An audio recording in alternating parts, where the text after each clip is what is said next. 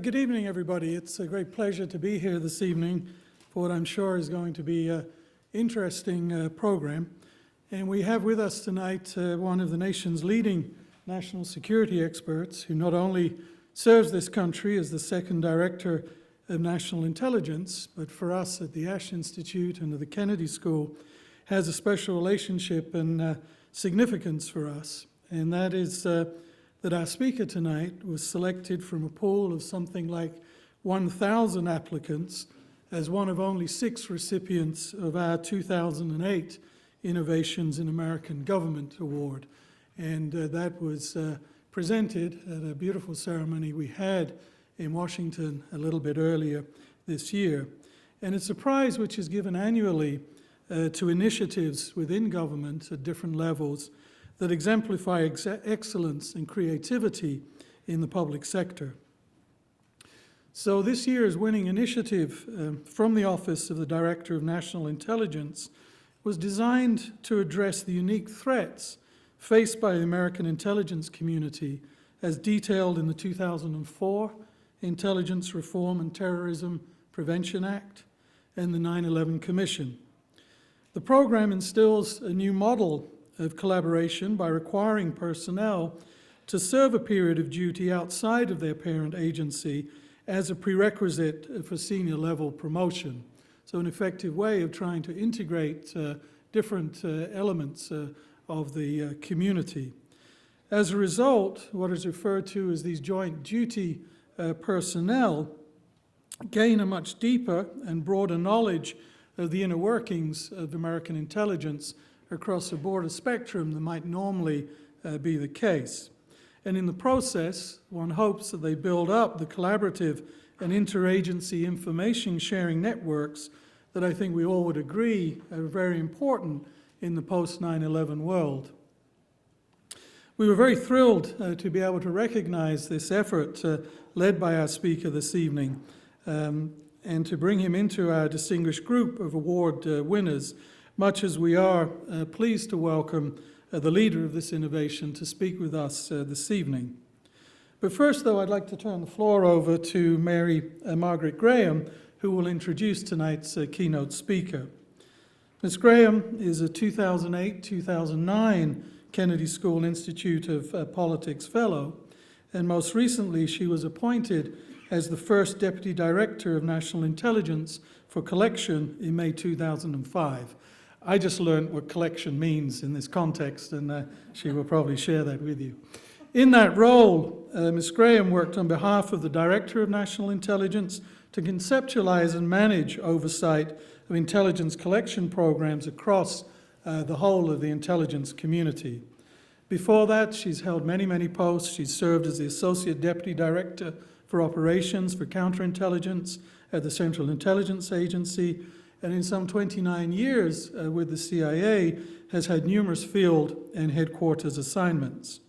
She's also earned many prestigious medals for her service, and I'm informed in just this year alone, she was awarded the National Intelligence Distinguished Service Medal, the Distinguished Career Intelligence Medal, and the Secretary of Defense Medal for Meritorious Service. So I can think of nobody better than Ms. Graham to introduce our keynote speaker this evening.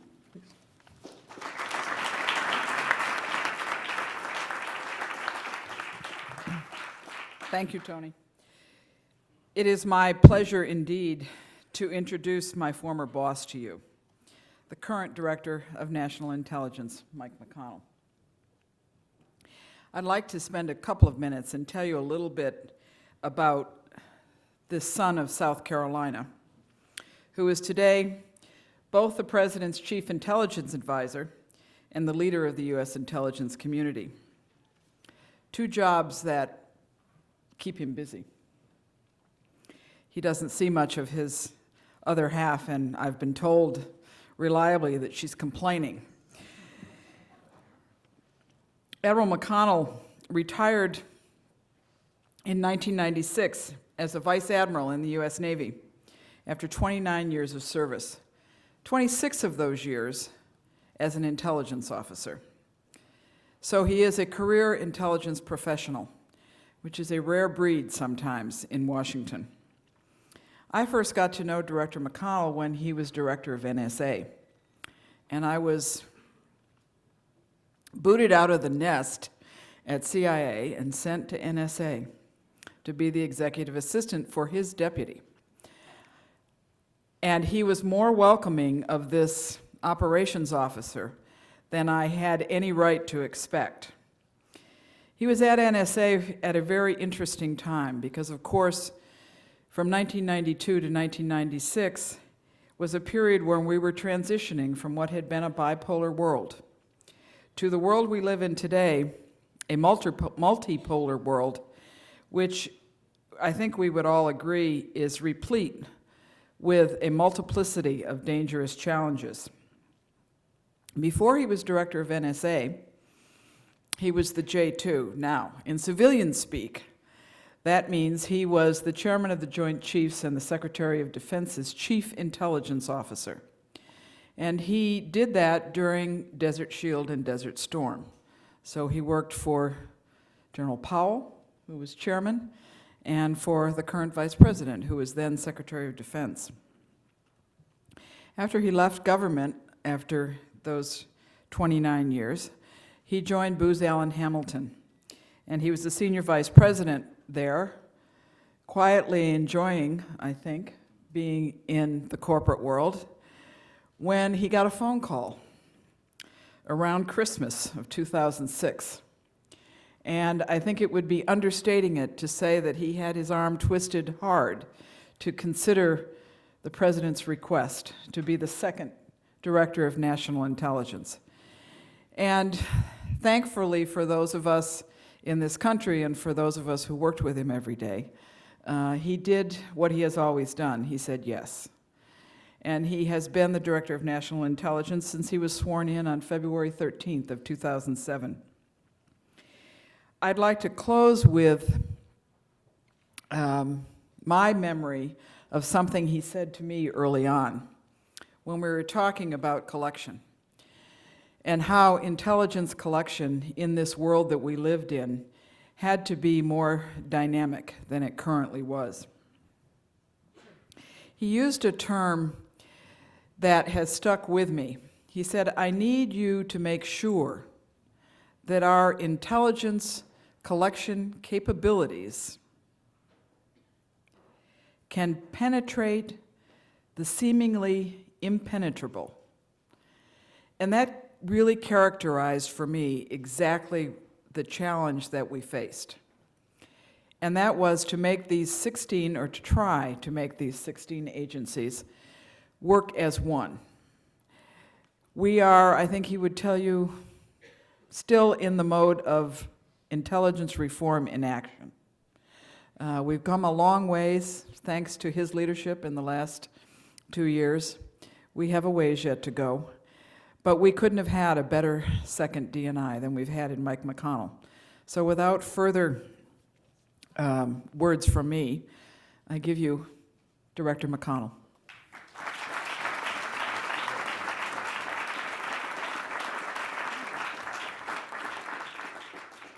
Thank you, Mayor Margaret. Those very, very kind words, and I'm delighted to be back visiting here in Harvard. And as you were introducing me, I was making up what I'm going to say. Let me start by saying you reminded me that I have a full day. When I first took the job, and I was shocked at the hours and the requirements, I spoke in public, maybe 2 weeks into it, maybe 3 weeks. And I remember the press article afterwards. I said something to the effect that I have a long day. I start at 4 in the morning, and I generally try to get to sleep about 11 at night. And I sort of described the day because that's an item of interest. And so the next day, the headline said, "New DNI, not James Bond. Bad comb-over. Whines about his working hours." So I've learned to try to shape my remarks in a little different way to say, it's a privilege to get up at 4 o'clock every morning to serve the nation's interest. One of the reasons I love to come to a new audience is I only have one story, And those who've heard it before, they're wincing because they're going to hear it one more time. But when Mary Margaret mentioned time when I served on the Joint Staff as the Intel Officer for General Powell, it was a fabulous experience. We went through a crisis period. We went through the collapse of the Soviet Union, so it was a fabulous experience. Well, after that was over, I was privileged to be selected as the new director of the National Security Agency. And having a good, strong relationship with General Powell, I said, what I really want to do is to have the general, everybody knew General Powell, to come to NSA to pep up the troops. And I called him and he said, Mike, you know how many requests I get a day? And I said, yes, sir, we're special. We got this. He said, Mike, I got a lot of special people. I said, just wait. So I kept, every time I would see him, I would ask him, I was looking for an angle, and finally I remembered he wore a uniform like this one right here. And if you'll notice these uniforms, they have lots of little buttons and wheel and things. I don't know where to keep the batteries, but they got a lot of things up here. Well, one of them is expert pistol, and they have to qualify regularly. So I told General Powell, you haven't qualified, and I have a pistol range out at NSA. He said, okay, you win. So I go down to get him. We're in this huge black limousine going to NSA. The driver, Otis, is in the front. General and I are in the back. And we are going down the highway. General Powell is a person of action and speed. Otis, go faster. Sir, I can't go any faster. Otis, go faster. Sir, the last time you had me go faster, I got a ticket. I'm losing my license. This is how I can't go any. He said, Otis, pull over. Otis pulled over. He said, Otis, get in the back. So Otis and I are in the back. General Powell's up front. We're driving. We get to NSA, and we're going a little bit over the speed limit, and we go onto the post, and the speed limit goes from 60 down to 25. We maybe reduced down to 55. Blue light, Sergeant Smith comes out, we got pulled over. Sergeant comes in, looks at the car, says, wait right here. He goes back. Now, I rolled down my window to see if I could hear what was happening. And the sergeant called in to the supervisor, and he said, sir, I got a problem.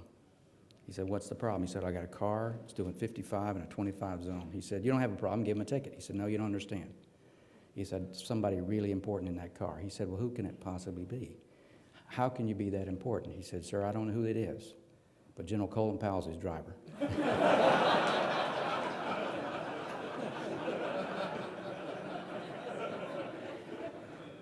Wonderful experience. What is intelligence? If I asked this audience, what is it, you probably would struggle a little bit with, I saw a movie, I read a book, I know a little bit about it, but let me sort of break it down into parts for you. And then I want to talk about the community and how it's vital that we have such a community and why it's such a challenge for the American people. First of all, when you collect intelligence, there are esoteric parts of it, but basically it comes down to taking a photograph, take a photograph of military equipment or geography or people or something, but you capture something that you want to examine later on.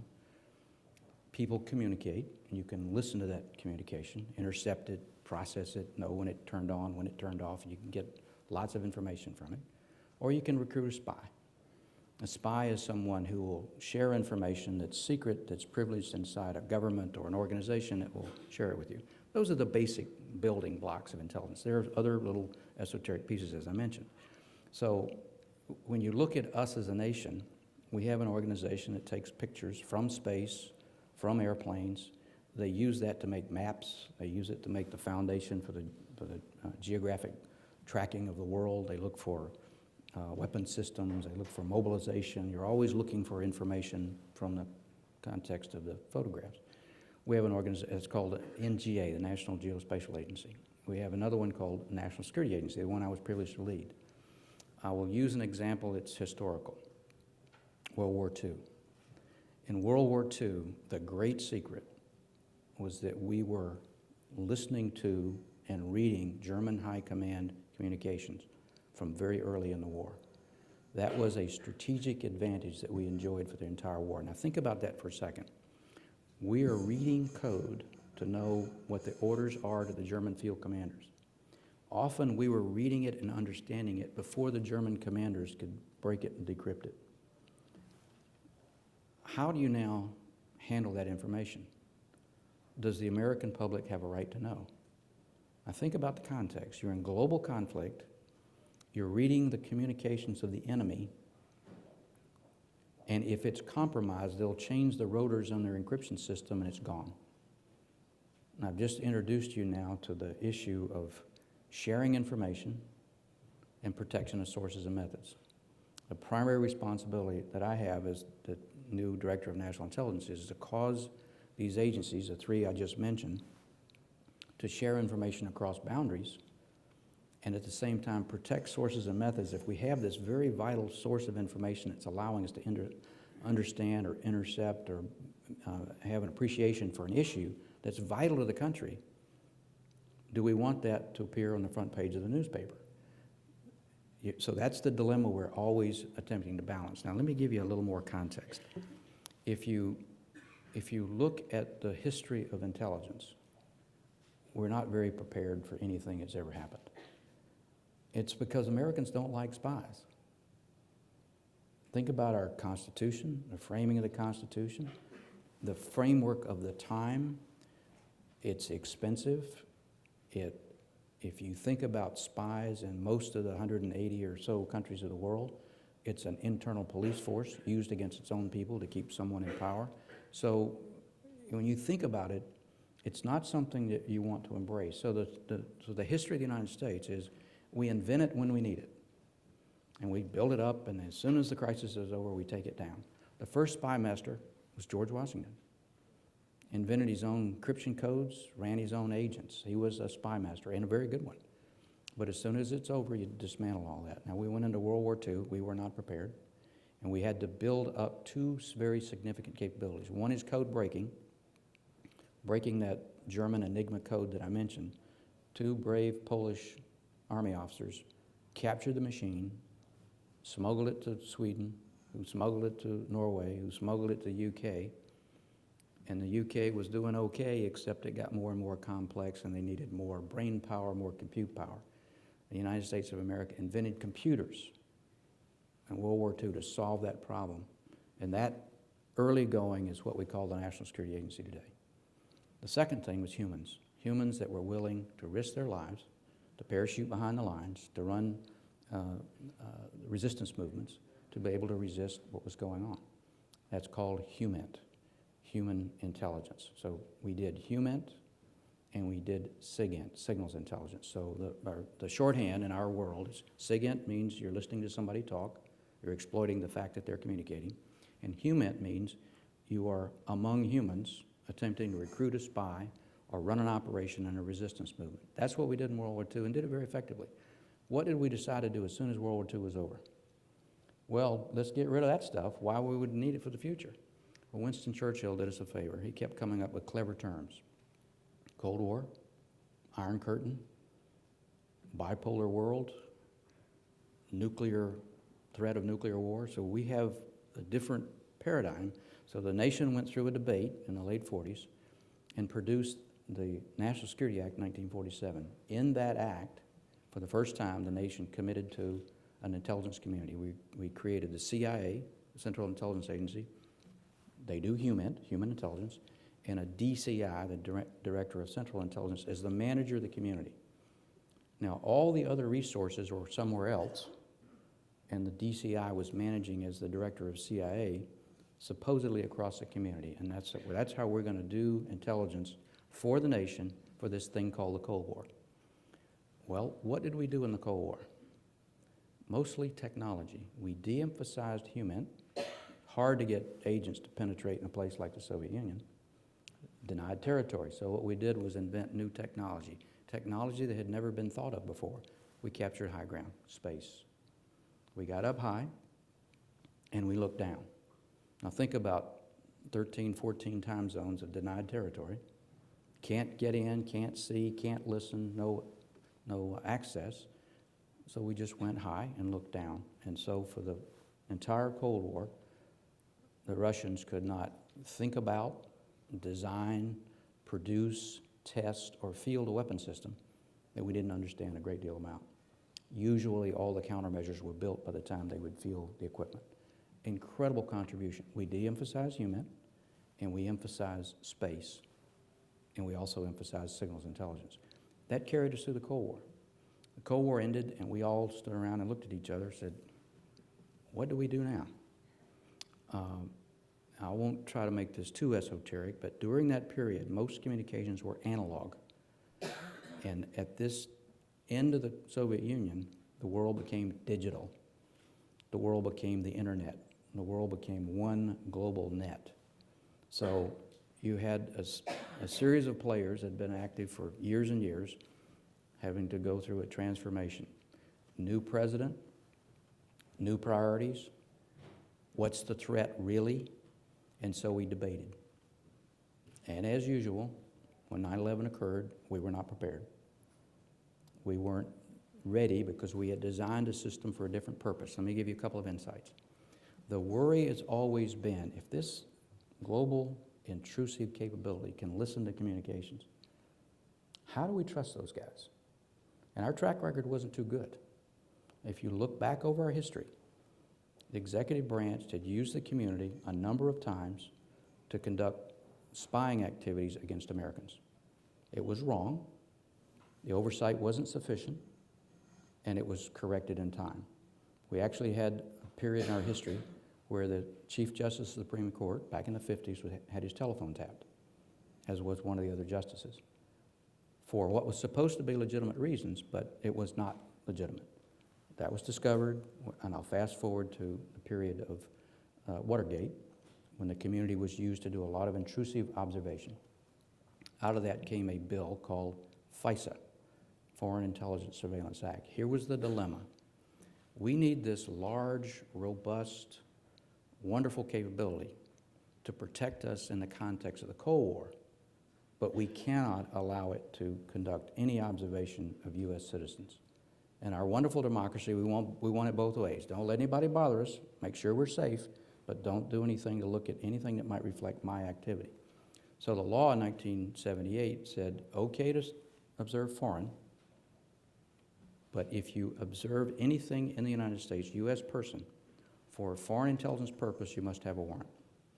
That was the law of the land, but it was an analog law. Where we found ourselves most recently is it's one global network. And so communications overseas by foreigners, terrorists, plotting to attack the United States, those communications were passing through the United States. If you go back to the old analog law, it said if you take information from a wire, even though it's a glass pipe called fiber, on a wire in the United States, you must have a warrant. So the dilemma for us was we had a terrorist overseas plotting to attack us by speaking with a terrorist in another overseas location, and the community was required to get a warrant. The debate and the dilemma for us was, how do you modernize that law for the modern age? And we debated, for 2 years we debated, and we finally came to closure. The good news is when it was finally voted, 2/3 of the House and 2/3 of the Senate voted for it. And here's what it says today. If it's a U.S. person anywhere on the globe, you must have a warrant. A judge must grant you permission to conduct surveillance. And the purpose of the surveillance can only be for one thing, foreign intelligence. Now, why would you do surveillance of a U.S. person for foreign surveillance? What if it's a spy that's been recruited by a foreign agent and you need to know what they're giving away? You would then have a warrant for surveillance of that person for a foreign intelligence purpose. The other part of the law is no warrant for a foreign target, regardless of where or how you intercept it. And the third part of the law was, in today's world, it's digital, it's global. You can't do it without the help of the private sector. And so the private sector was authorized to give us that help and then provided with a level of liability protection.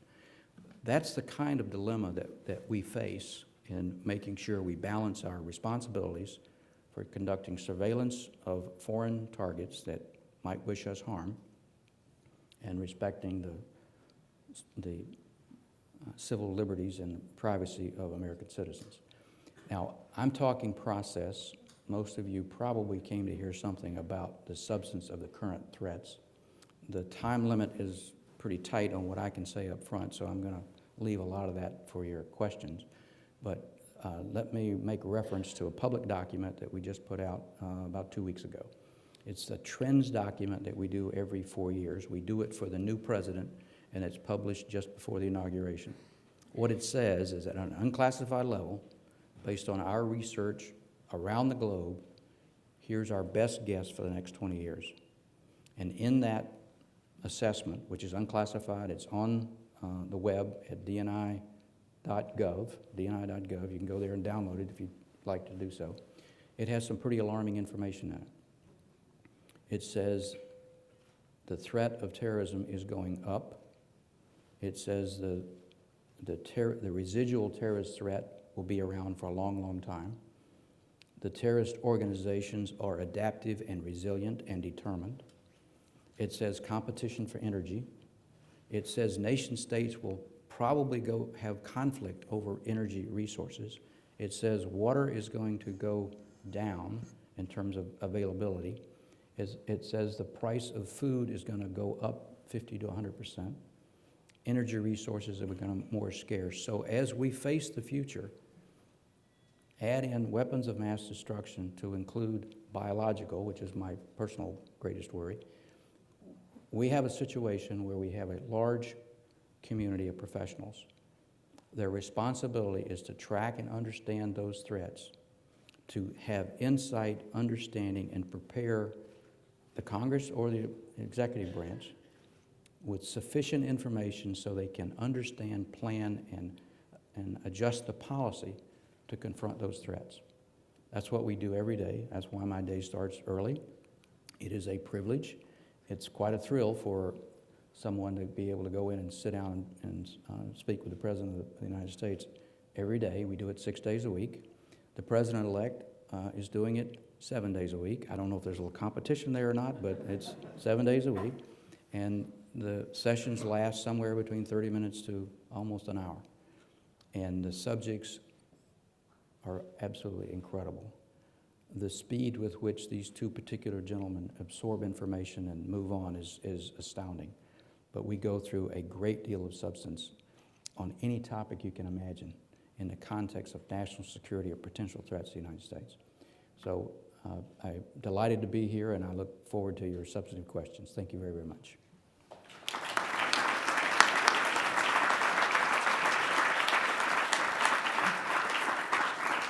So thank you very much for that very erudite exposition. Now we come to the fun part of the evening.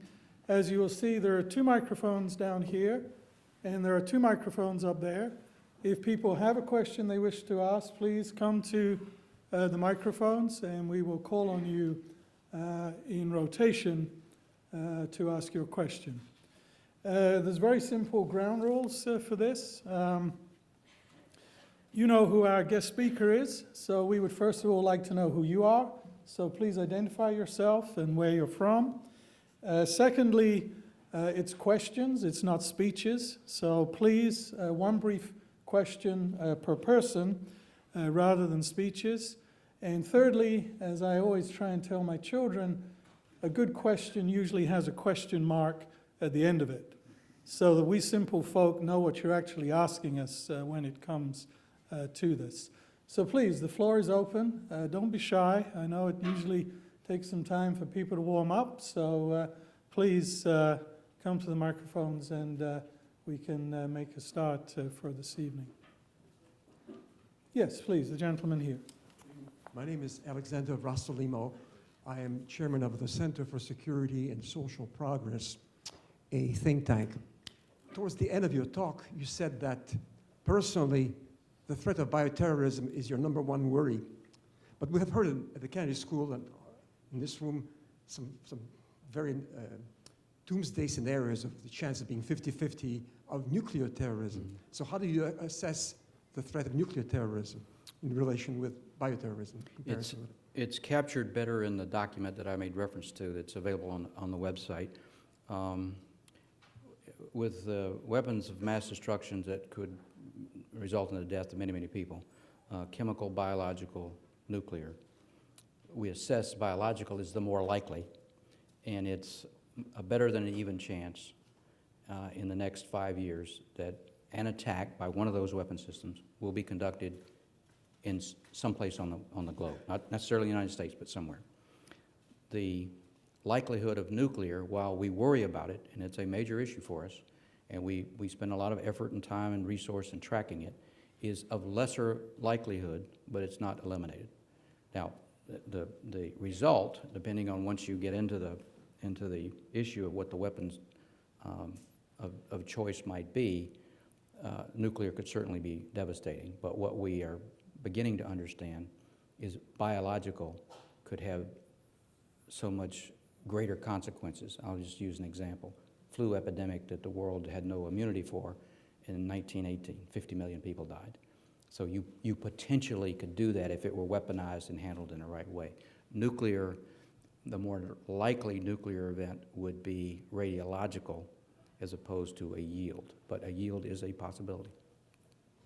And now, if Graham Allison is in the room, he has a different point of view, and I will just refer you to his book, because that book captures exactly what he thinks about the nuclear weapons, or the threat. I'm Merritt Bear. I am from Colorado and at Harvard Law School. I'm curious what your view of the role of lawyers in the intelligence community is today and how it has changed. Role of lawyers? Probably my closest colleague in the staff is my general counsel. It's virtually impossible to do what we do without having a legal scholar and lawyer involved in the process, because it's a very delicate balancing act, as I mentioned. Something I meant to comment on and I did not. It's my personal view that any large bureaucracy will redefine reality in its own self-interest. It has, however it's established with role or mission or function or business or whatever, it will draw bounds and want to make itself survive.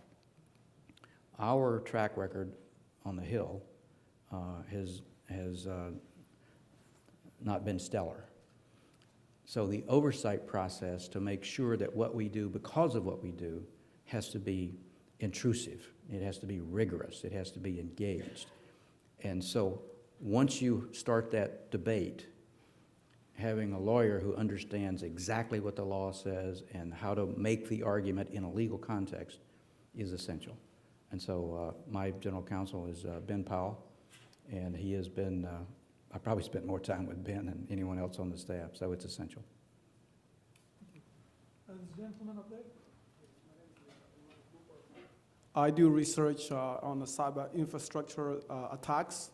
What do you think is the greatest threat to the United States in terms of cybersecurity and cyber threats? Okay, wonderful question. My view at the moment is the cyber threat is the soft underbelly of the United States. The reason for that is the United States depends on the cyber infrastructure more heavily than any other nation on earth. Now let me just give you a couple of examples. Financial infrastructure.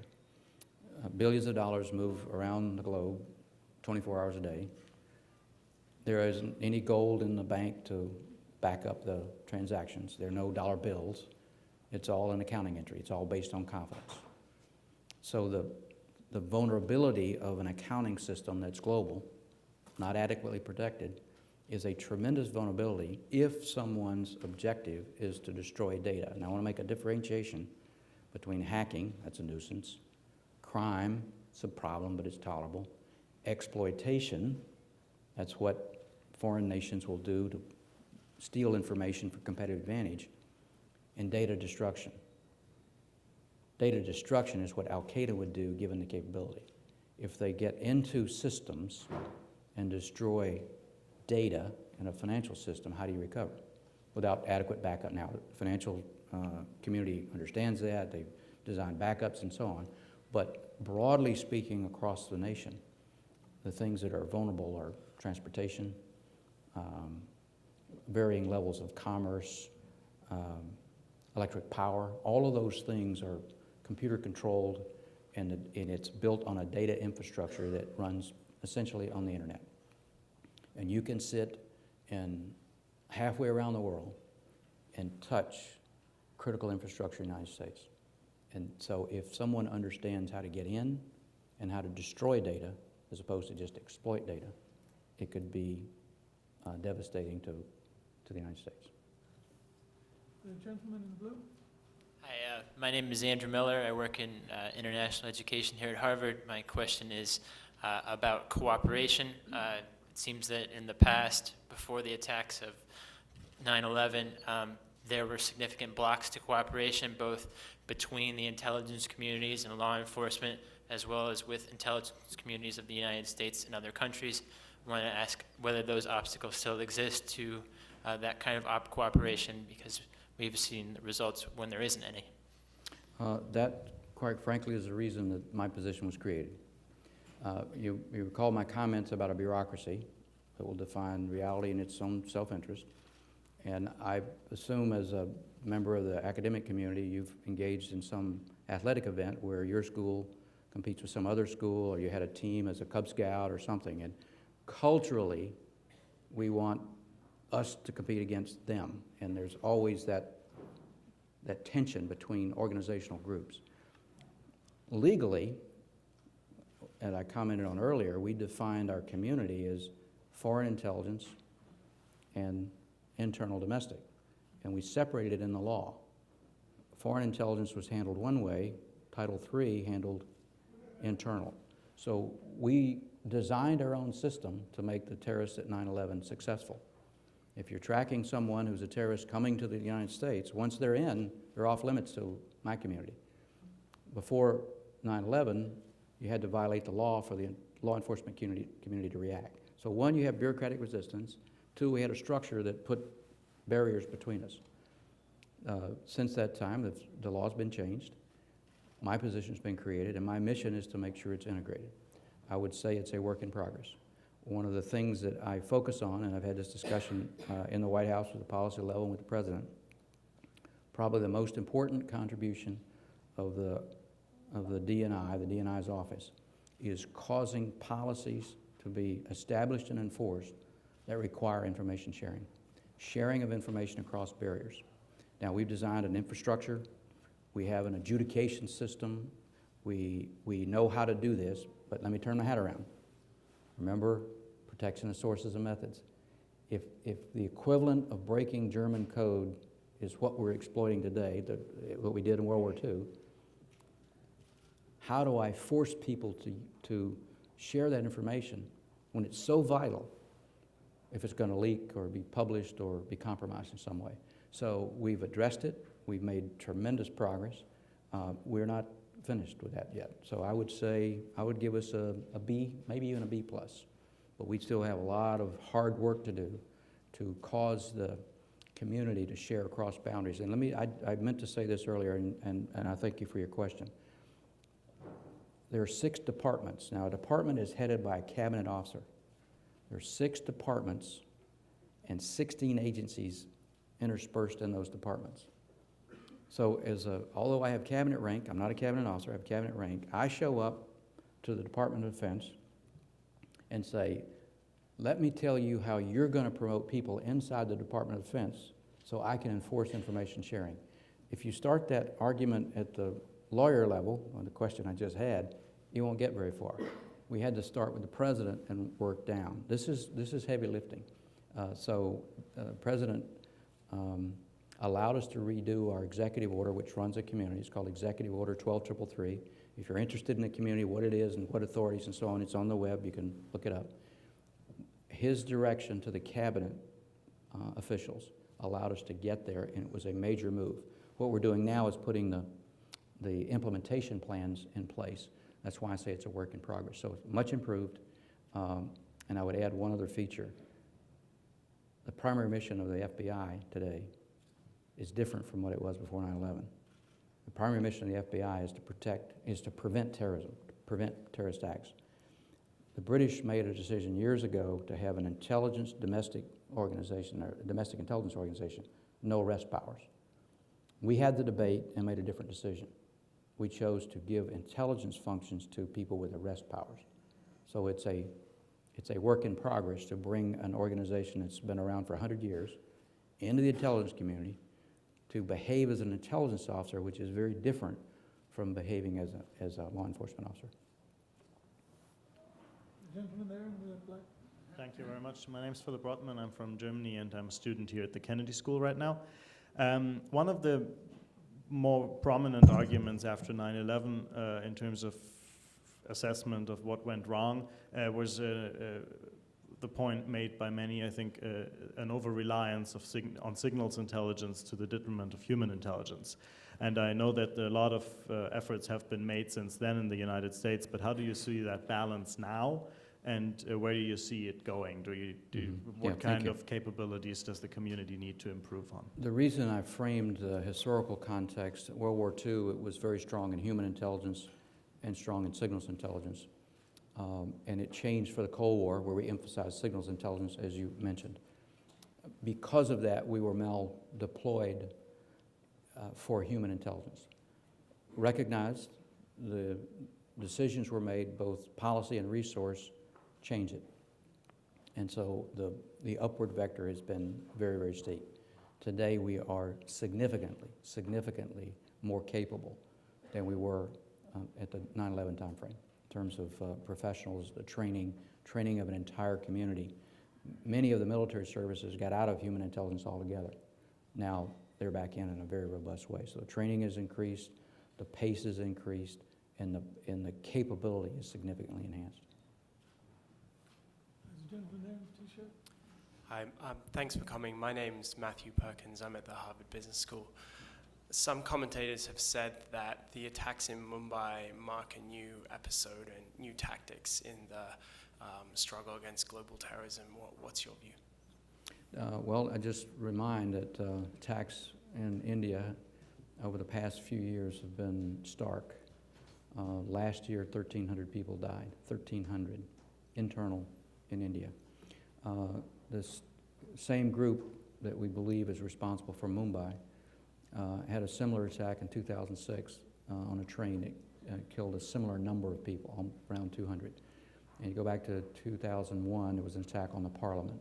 So this is a burden for the democracies of the world for us to cope with, because democratic systems that promote free speech and free movement and open discussion are incredibly vulnerable to someone who is willing to die in the context of being a suicide bomber or a suicide attacker. So I don't see it so much as new, but a continuation. If you examine the groups that we think are responsible, the philosophical underpinning are very similar to what Al-Qaeda currently puts about as their view of how the world should be. So it's a continuation, and if you go back to the trends document that I mentioned earlier, even if we're successful in tamping it down, organizationally and structurally, there's going to be some residual. So we're going to have to deal with this for a long, long time. So the balancing act for those of us in my business, how are we effective in penetrating and stopping something before it happens and still respect all the civil liberties and privacy issues that people are going to be very, very sensitive to? That's a challenge for us today. Gentleman here. Hi, my name is Michael Segrist. I'm a student at the Kennedy School. My question was going to be, moving on from the discussion on EO 12333, would the ODNI benefit from more legislative authority in governing the 16 distinct intelligence agencies? And more so, like, would it benefit to make the ODNI a cabinet-level department rather than an office of intelligence? A fabulous question, and we've been wrestling with it since 1947. The question is, do you want a Department of Intelligence? Now, if you're looking for a job on the Hill, Senator Bond would love to have you as a staffer, because that's the question he asks me every time I see him. Here's the problem.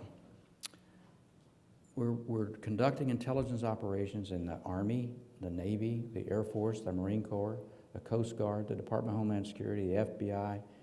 It goes on and on. Now, if you're going to be a professional, and I'll just take my example as Navy, I can't be relevant to Navy. I can't have credibility with the Navy unless I am of the Navy.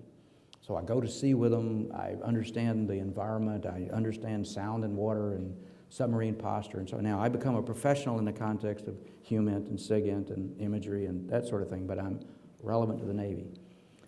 So if I create a Department of Intelligence, how am I relevant to the Marine Corps or the Navy or the Coast Guard? So that's the dilemma. So we've debated it, and the decision so far is we're going to have intelligence units serve customers across the government. There are 16 sets of customers. And what we've decided is we're going to ask some official and give him a little power, budget, access to the president, IT, and policy, and say, make it work. Now, are we making it work? I go back to the question, did we solve all the information sharing issues? No, we haven't solved them, but we're making progress.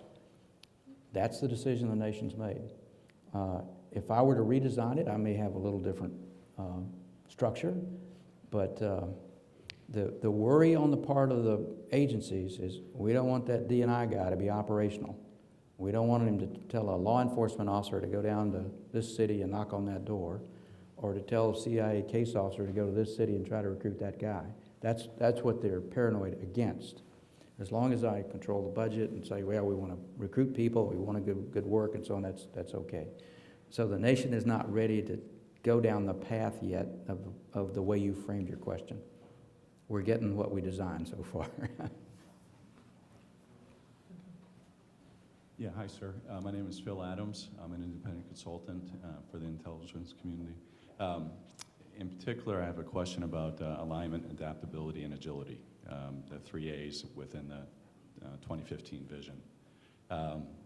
Agility is almost an oxymoron, or it's contrary to bureaucracy in large institutions. It's especially when you start to get into 16 different agencies and 6 departments.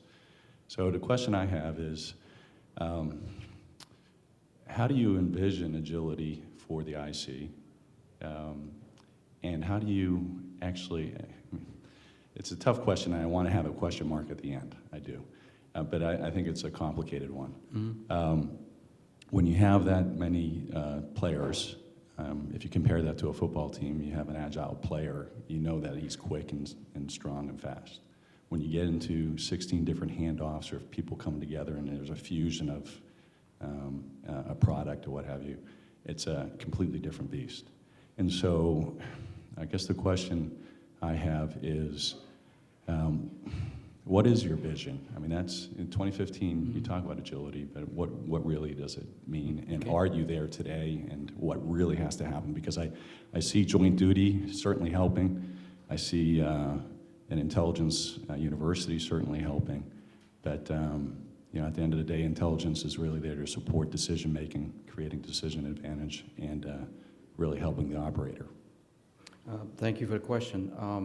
Any spot on the globe, any crisis, we generally are delivering detailed, insightful information to a set of policymakers as it happens, with a full story at 6 o'clock the next morning. So when you live in the community, there's a level of agility that we've achieved. And as large as we are, as well resourced as we are, particularly when you understand, and I'll use Iraq as an example.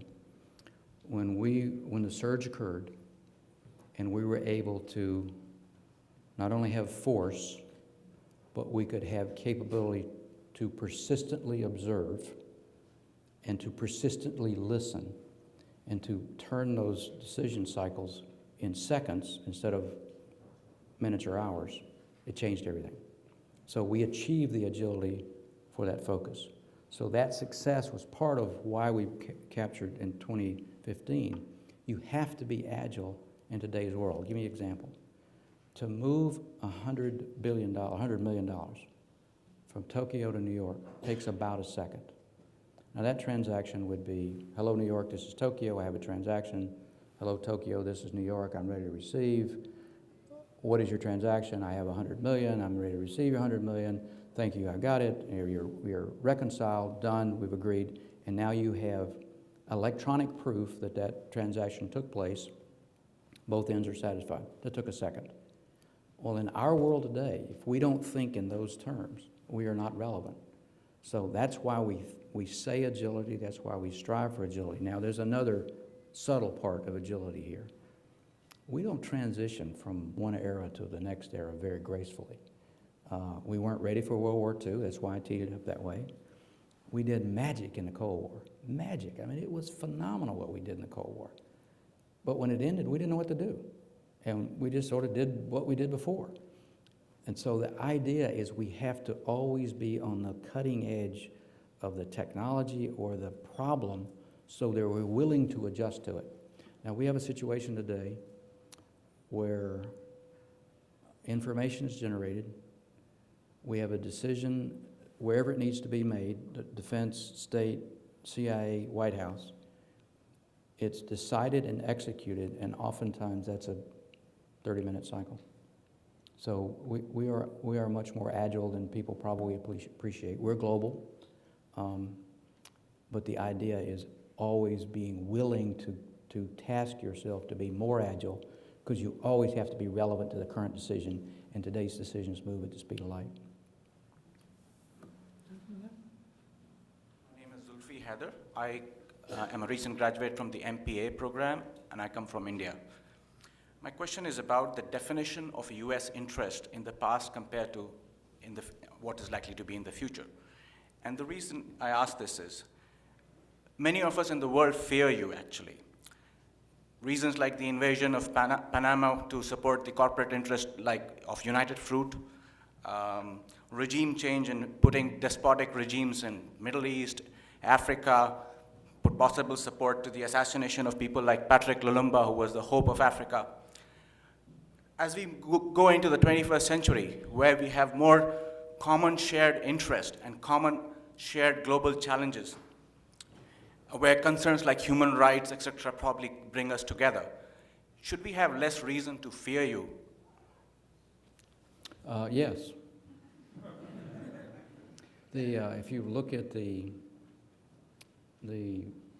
policy of the current administration or the policy of the incoming administration, it's based on freedom, democratic principles, respect for human rights. Many of the things that you made reference to, some are illusions or real, some may have been real for a different time and a different purpose. I didn't catch everything that you made mention of.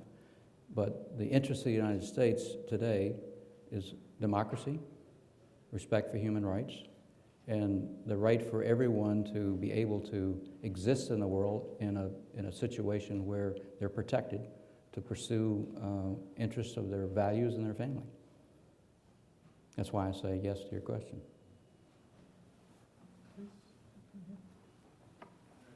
Thank you for your talk. My name is Craig Seifert, and I'm a graduate student just up the road at the Fletcher School. I've been taught that the function of intelligence is to provide decision-making advantage to policymakers. Yet history teaches that sometimes policymakers don't have an appreciation for what intelligence, what the proper role of intelligence is, and sometimes the efficiency of an intelligence director is a function of his personality or his relationship with the president. What advice would you give for an incoming director of national intelligence to make sure that the intelligence community functions properly or effectively? Well, first I would offer advice to the policymakers before someone who would replace me, and I would make some of the points that you just made. What I would argue for is this is a vital service. It has to be large, well-funded, robust, apolitical, and responsive to policy needs. And I would provide lots of examples where that made a difference.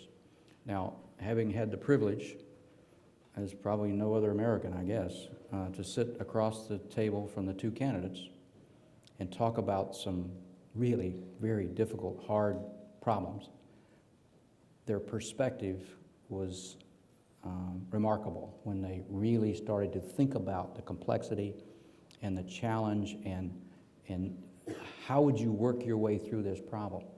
And so both of the candidates at that time, as we've done this many times with the incumbent president, all of a sudden had an entirely different understanding and appreciation. So one, I would argue, professional community who's going to service that policymaker, but I also say operational decision maker and tactical decision maker, because this goes all the way down. We often are supporting from the national level decisions that are made on the battlefield. We do that every day. So it's part of the job of the professional to make sure those who you are serving understand what it is and how they can be served. And it is a function of personality and relationship, more relationship than personality. So I would make that argument to the incoming administration, already have. Whoever takes my place, if they are from the intelligence community as a professional, they already know what I just said. If they're not, I would make my best argument to make them understand the nuances of that. This is a come early, stay late, every day, 7 days a week, never stop profession. That's what we do. If there's a crisis in the world is brewing, or a problem, or an issue, or it's going to explode, or terrorist attack, or whatever it is, that's our problem. We have to know about it, understand it, frame it, collect information, and deliver it in a way that it can be a decision advantage for the policymaker. So part of my charge is, how do I cause the person I'm serving to understand that? Now, I grew up in a service, the maritime service, Navy. I had an advantage. My advantage was I went to sea with my customer. So I had him captured. I could talk to him anytime, 24 hours a day, and we had a very uncooperative target that happened to speak Russian. It also wanted to be stealthy and secret and unseen. So my job meant I had to work it every day and figure out a way to make myself relevant to that customer. And quite frankly, it's not hard, because they have significant challenges and they always want good information. And if you deliver good information, you're relevant, particularly if your information is better or more precise, more timely, or delivered in a way that is more useful to that decision maker than the rest of the system. Thank you, sir, for your talk. My name is Josh Good, and I'm a recent graduate of the Divinity School. And I just have a question that sort of picks up from on your point about the way that bureaucracies often cultivate an us versus them mindset. Do you have any thoughts about the ways that sort of healthy norms for how that trend, if it is unhealthy, can become better, whether in an academic setting like this one or within an agency? I think it's a very unhealthy situation, left unchecked, and my view is the framers of our Constitution, whether they knew it wittingly or unwittingly, they captured magic. It's called checks and balances. Everything is accountable to something. We have a marvelous thing in this country called an election. So if the people are not satisfied with the current trend, then we start over. My community has an accountability to a set of overseers in the executive branch, but I have to march to the tune of the Congress. They call, I have to go up there. And many times it's not a pleasant exchange. Many times I'm listening more than I'm talking. And I'm being challenged in a way that is sometimes challenging for me to sit there and listen to, but it's making absolutely certain that what we're doing as an organization is serving the nation's interests, consistent with law, consistent with our values, and so on. So my view is any organization must have oversight, intrusive oversight, in some way that there's accountability. In business, that's a profit margin with a board of directors and an auditing and accounting system. Anytime it fails, anywhere along the line, you get trouble. And I'll give you the financial crisis today.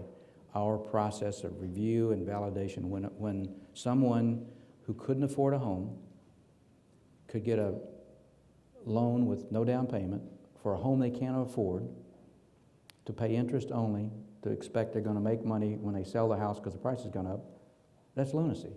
So our system broke down. So my view is large bureaucracy. This is good. I'm redefining it to my advantage. So checks, balances, oversight is the only way that we'll check a large bureaucracy. Any bureaucracy, business, government, maybe even yours.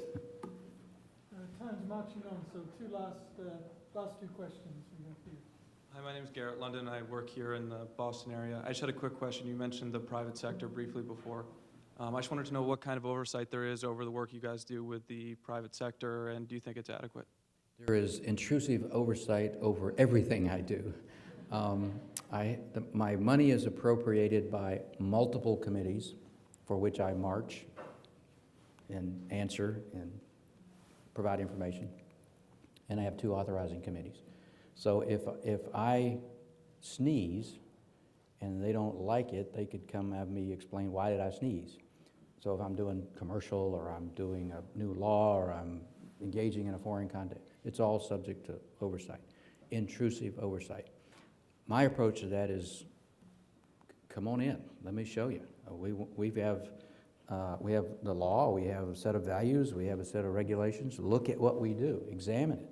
If we're not consistent with something that you think we shouldn't be, then let's talk about it. And cause the law to be written in a way that we have bounds and there's an expectation of how we behave.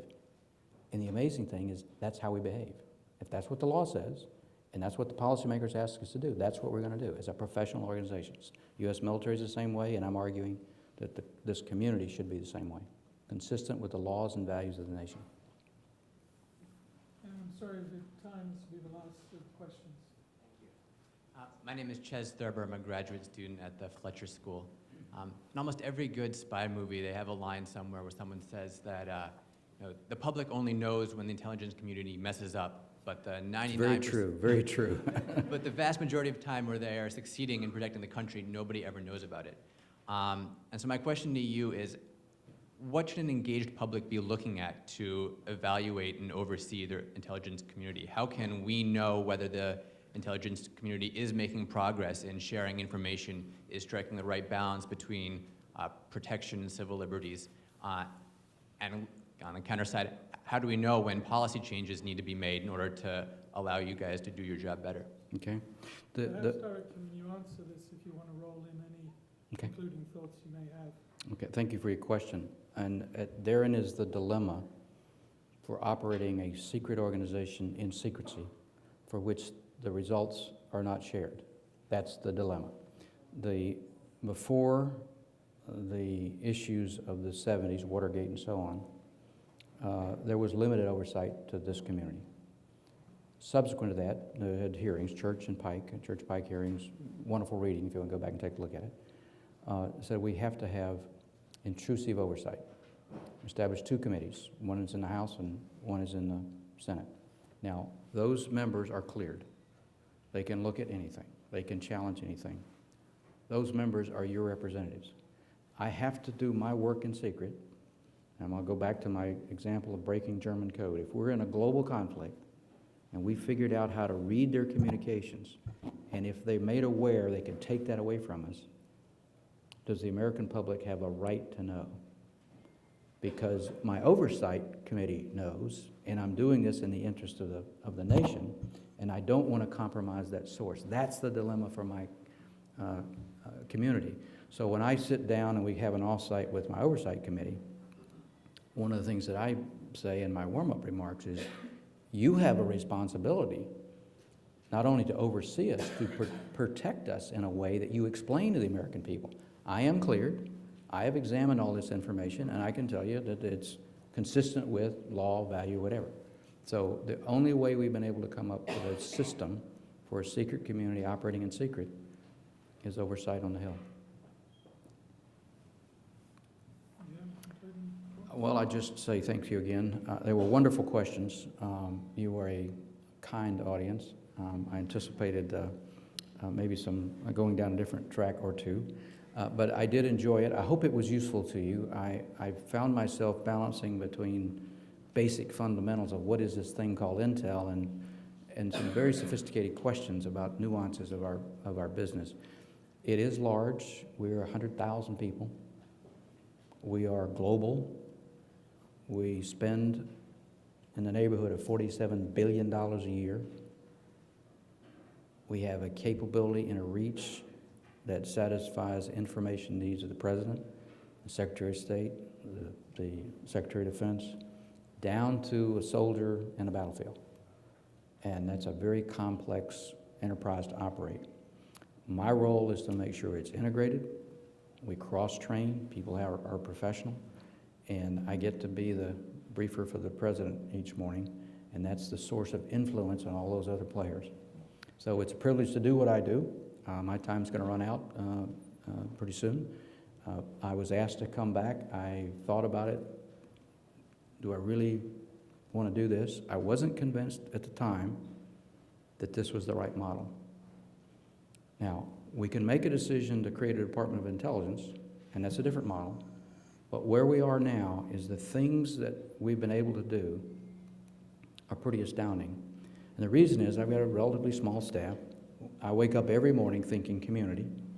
So we've gotten new laws, we've got new executive orders, we've got new policies, we've managed a budget, and we're causing a community to be integrated like it's never been integrated before. And the reason for that is I don't worry about running the CIA or the National Security Agency or NGA. My responsibility is the community, and that's what I think about, and that's what I spend my time on. So I spend 50% of my time becoming substantively smart so I can talk to the president. I spend 50% of my time managing the community, and I spend 50% of my time dealing with the Congress. So thank you all very, very much.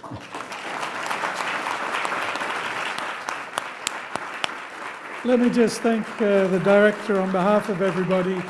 We ranged across a whole lot of issues, and I thought it was fascinating, the question of the balance between information flows, access, and the question of national interest. Questions of lawyers, whether in fact we should be fearing the U.S., and also other issues related to this question of not only the integration within the agencies themselves, but also the relationship to outside contractors. So please, let's thank again the director for spending time with us this evening.